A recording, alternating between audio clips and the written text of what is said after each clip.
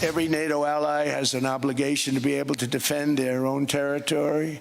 And the fact is, no nation or group of nations is in any position to be able to secure Greenland other than the United States.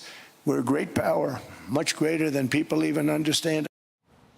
Well, Greenland, a big topic in Davos. Joining us now from Davos, Switzerland, is NATO Secretary General Mark Rutte. Mr. Secretary General, thanks. Welcome back to Special Report. You know, the president had his meeting. Thank you for having me back on the show. Sure. He had his meeting with you, the bilat meeting, and he came out of there and said, we have formed a framework of a deal with respect to Greenland and, in fact, the broader Arctic. What does that framework look like, sir? Yes, but what we basically discussed, how can we implement the president's vision on protecting, yes, Greenland, but of course it is not only Greenland, it is the whole Arctic. And as you know, there are 8 countries in the Arctic, Russia, which obviously is not in NATO, and 7 other countries, including the United States and Canada, but also 5 countries in Europe who are in that Arctic region. How can we collectively make sure that we defend that Arctic region, therefore implementing his vision of that necessity? And he's totally right there, because we know that the region is opening up more and more. The sea lanes are opening up more and more for the Russians and the Chinese and other adversaries to be active there, which is potentially a threat.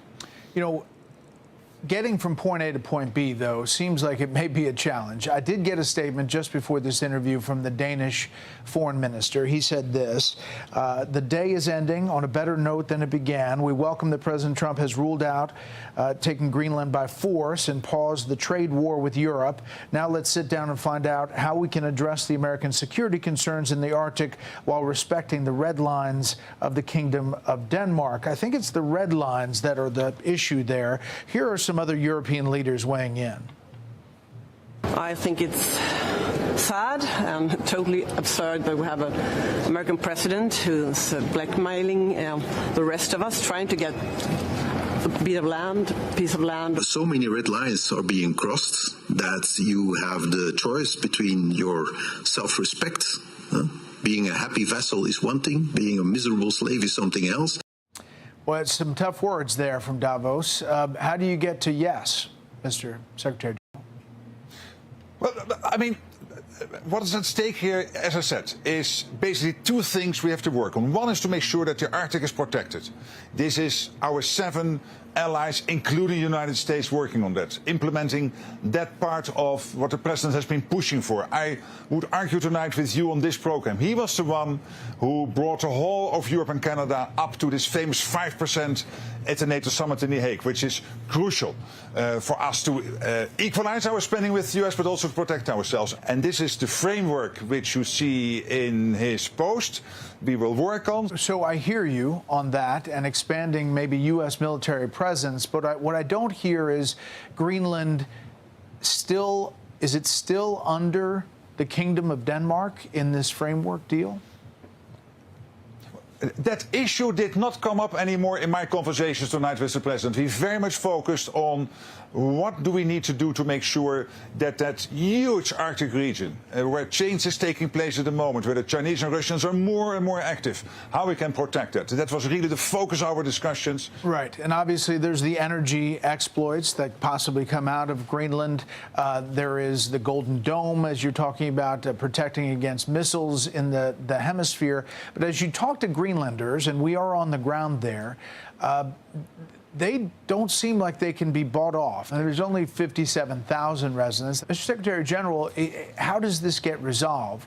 Well, I think tonight was a good night, and we have a good agreement to really start working on these issues. And that means that we both agreed, when you look at NATO and what NATO collectively can do to make sure that the whole Arctic region is safe, including Greenland, to work on that part. There's a lot of work to be done.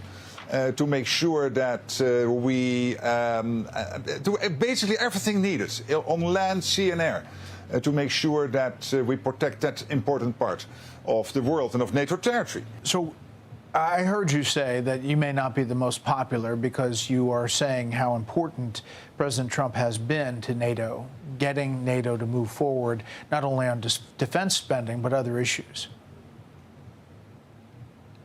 Yes, as I said this morning in a panel, Brett, last year, under his leadership, NATO collectively reached that famous 2%, which we agreed 10 years ago. I asked the room, I said, big countries like Spain and Italy and Belgium and Canada reaching that 2%, would it have ever happened if President Trump would not have been re-elected? No. And then in June in The Hague, we agreed on this 5% defense spending, including the 3.5% on core defense, equalizing with the US. Would that ever have happened if President Trump would not have been re-elected as President 47 of the United States? Absolutely not. And now today, this agreement on working collectively on this deal getting done on the Arctic region, I think we can really commend him for taking that leadership role. He is the leader of the free world. He is the leader of the most powerful nation on earth, the biggest ally in NATO. He is doing exactly what I hope he would do when he was re-elected, knowing him from his first term in office.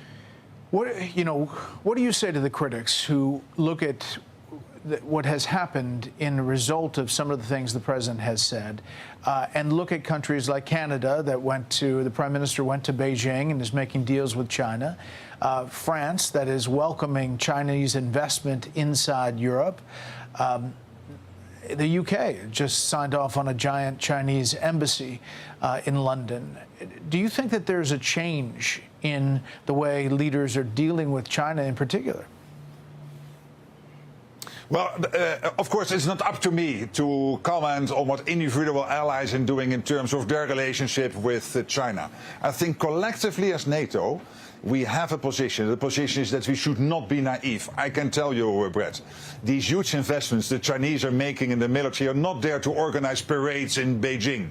As the military in Russia are not there to organize parades in Moscow. They are there to be used. Russia is using them against the Ukrainians. And China, we know their ambitions in the Indo-Pacific. And again, here it is the United States who is playing a huge role here to make sure that the Indo-Pacific stays safe. And as NATO and the Indo-Pacific, under President Trump's leadership, we work more and more together. And finally, when you leave today in Davos, you feel optimistic about the situation with Greenland, that you have this framework, that you're going to a next step, even though the Kingdom of Denmark is pretty adamant that they're not relinquishing Greenland? I think what we achieved today in the talks I had with the President is that we agreed that he is right. And he is right that collectively we have to protect the Arctic region. But also, of course, the US continuing its conversations with Greenland and Denmark when it comes how can we make sure that the Russians and China will not gain access to the economy or military sense of Greenland. I think that was a very good outcome. There's still a lot of work to be done. We'll do it step by step. But of course, working fast, but also with thoughtful diplomacy, we will get this done. NATO Secretary General Mark Rutte, thanks for the time. Thank you so much. See you soon. Bye-bye. Hey, Sean Hannity here. Hey, click here to subscribe to Fox News YouTube page and catch our hottest interviews and most compelling analysis. You will not get it anywhere else.